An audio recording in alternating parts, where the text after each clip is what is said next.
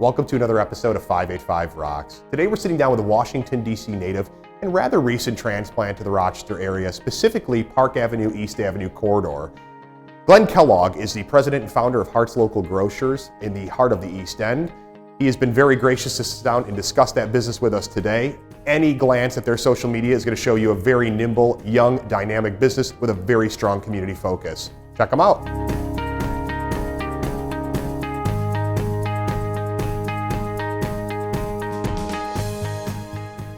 So Glenn, congrats on your first year in business. Although Hart's is a new business in the city here, it's not necessarily a new name to the community. So can you tell everybody a little bit about how you chose the name Hart's? Sure. Hart's isn't a new name to the community. In fact, in the teens, 20s, and 30s, Hart's was an everyday name in Rochester. There was a Hart's on pretty much every corner of a neighborhood throughout the city. There were literally 100 stores in Rochester. Very interesting. They weren't your modern grocery. They were a small corner store. It's how people used to shop. And part of going back to that name is in part going back to one of the men who owned it, Alfred Hart, was an incredible philanthropist and helped build community here in Rochester, helping to build the JCC and Temple Bethel and some other things. Sure. He was really known as a philanthropist, giving away money to charities, and he was a pillar of the community. And we were really proud to take on his brand. Sure. and bring it back. We're also going back to sort of a different model of grocery store. That we're not a 40,000 square foot or more store in the suburbs. We're a 20,000 square foot store in downtown serving an urban neighborhood. Very cool. I dig the historic twist on the name. I like that kind of stuff. It's a resto modding, kind of an old brand, so I like that a lot. And speaking about the grocery industry, obviously there's a number of players, and I would imagine it's a pretty competitive space, seems to be anyway. And I guess when I look at it, it seems like it's kind of broken down between specialty, discount, and convenience. So where do you feel that you guys fit into that equation? Well, it's really interesting, the way we've developed this model.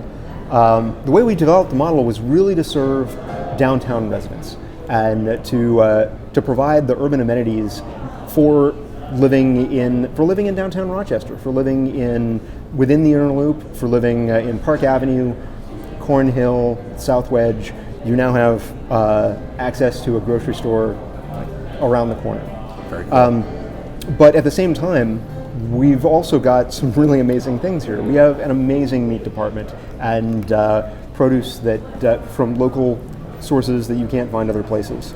And for those things and for our local Rochester products, we're a regional destination that people come in from the suburbs for our meats. And it's so we're different things to different people. Like to our immediate neighbors, we're the neighborhood grocery store, and to our neighbors in the suburbs, we're a specialty destination. Interesting. That's cool. It's neat to be able to play in different spaces, right? At all the same location. Appropriately positioned behind you is the Hart's cart, which kind of plays into my next question. And it is a grocery delivery service within 3 miles, I believe, of the store.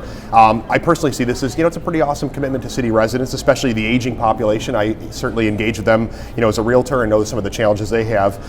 So what's the feedback you're receiving on the cart and on that delivery service? And what do you see kind of the cart or that delivery service, how does it grow or expand in the future? The cart has been great for sort of helping define our character and, like you say, our commitment to being local and alternative and kind of thinking outside of the box. Going with the delivery service and making the commitment to do that early on, we saw that as a key piece of our business model. That seems to us where the future is for a lot of grocery is delivery. That while we've built an amazing in-store experience, more and more people are choosing in other cities to have their groceries delivered to them. And as we started down that road, we expected that the first adopters of that service would be college kids and young professionals who were tech savvy and were committed to buying on Amazon and used to the convenience of delivery. But one of the things that we found was that, and I don't know why we didn't understand that this was the obvious thing, the first people who were using us from day one were people who were housebound. people who had just come back from the hospital, or who don't have a car and can't get to a grocery store.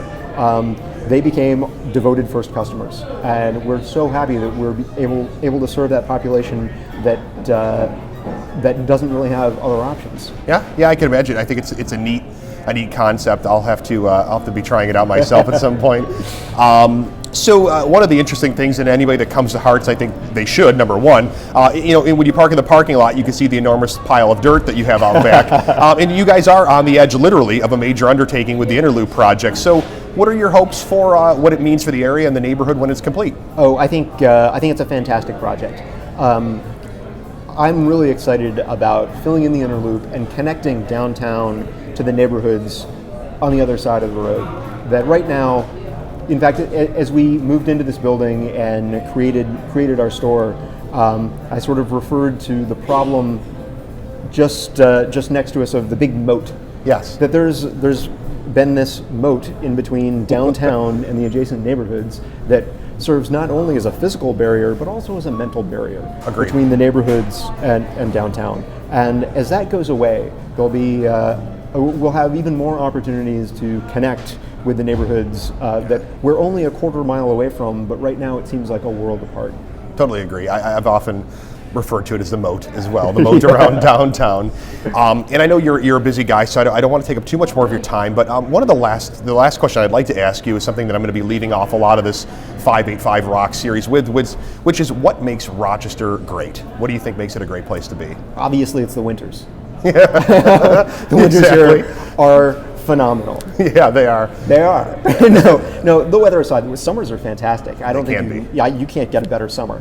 But aside from the weather, the people here really make this place great. That there's a culture that is really welcoming to new ideas, and there's room to come in and try something different. And the community is excited for these things to succeed. And I think that's the best thing about it, is how everyone in the community is rooting for Rochester. And there's a real spirit of Rochester that we rally behind. No, it obviously shows. As I walk around the store, I see the word local in more than a few places. So obviously, it's a huge commitment moving into downtown. I encourage everybody to come out and check you guys out. And thank you so much for your time today, Glenn. Thank you so much for interviewing me. Awesome. Thanks.